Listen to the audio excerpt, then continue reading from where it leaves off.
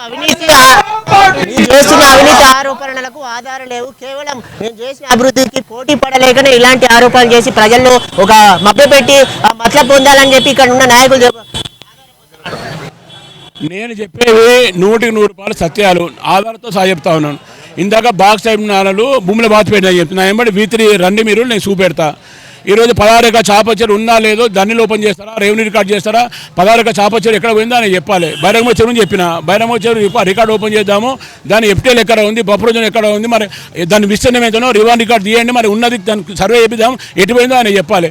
అదేవిధంగా 23 survey number బైరంగ కాడ ప్రభుత్వ స్థలాన్ని ఏ విధంగా ప్రైవేట్ వ్యక్తులు కట్టబెట్టిండో అది ఆ రికార్డు నేను రికార్డు చూపెడతాను. అది కాకుండా కూడా ఇక్కడ కోర్టు పక్కన చిత్రాలు లేవట్లు డక్కన్ క్రానిక ఒక పత్రికా సంస్థ గీత దాని సంస్థ ల్యాండ్ను టీఎన్ఆర్ పేరు మీద ఎట్లా కబ్జా చేసిండో దాని ఆధారం చూపెడతాను. ఇట్లా చెప్తే 10 ఆయన గతంలో డొక్కు మార్చికాడ తిరుగుతుంటే మరి ఇలా ఏదో కారంటగా 12 కోట్ల 14 ఏం కాలం రోల్స్ రాయ కారంట. మరి రోల్స్ రాయ ఎట్లా కారు తిరుగుతుండో ఖరీదైన బంగ్లా ఎట్లుండో ఆయన చెప్పాలి. అవన్నీ మాకు తెలియవు కదా.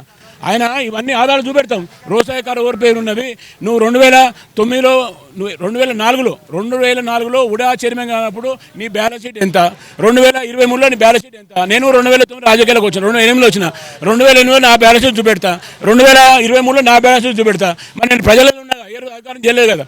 అధికారం ప్రజల పక్షాన పోరాడమని ప్రతిపక్ష నాయని ఈరోజు గెలిపిస్తే పిరికి పందలేకపోయి అధికార పట్ల చేరేసి నేను అభివృద్ధి చేశా అని చేతులు కొట్టుకున్నా కానీ ఎవరు నమ్మే పరిస్థితి లేరు. పెద్ద మోసగాడు, పచ్చి మోసగాడు ఊసరి వెళ్ళి ఈరోజు దేవరసూదిరెడ్డి.